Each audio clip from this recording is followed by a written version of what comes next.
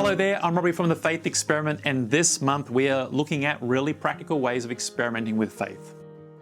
Now, we have seen in this faith experiment that the longing desire of God's heart is to bring us freedom.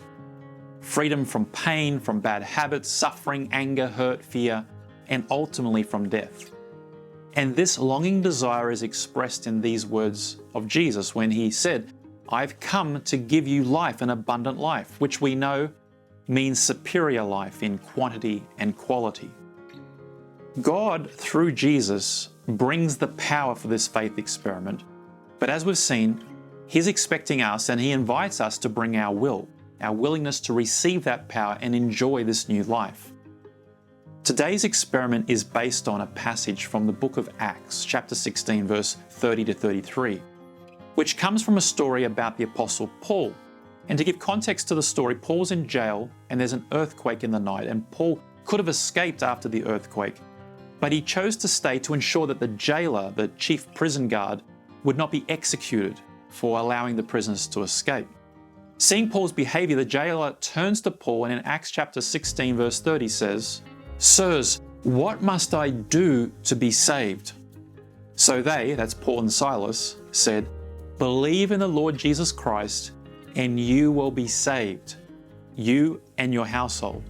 Then they spoke the word of the Lord to him, and immediately he and his family were baptized.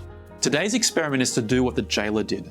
He saw that even though Paul was in jail and had faced many trials, and even though he was a free man compared to Paul, this jailer saw that the life that Paul had was superior to the life that he had.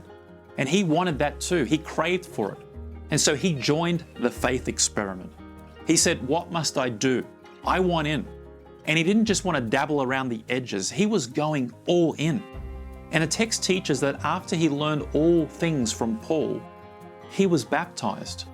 Being baptized is the act of publicly saying, "I'm all in with the faith experiment." So today, as you reflect on this story and on what we've journeyed through over the past few weeks, ask yourself this question: are you all in the faith experiment?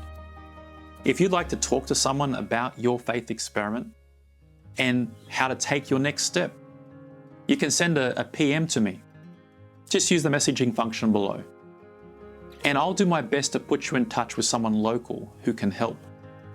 And if you'd like to keep up to date with what's taking place on the faith experiment, be sure to check out my website, faithexperiment.com.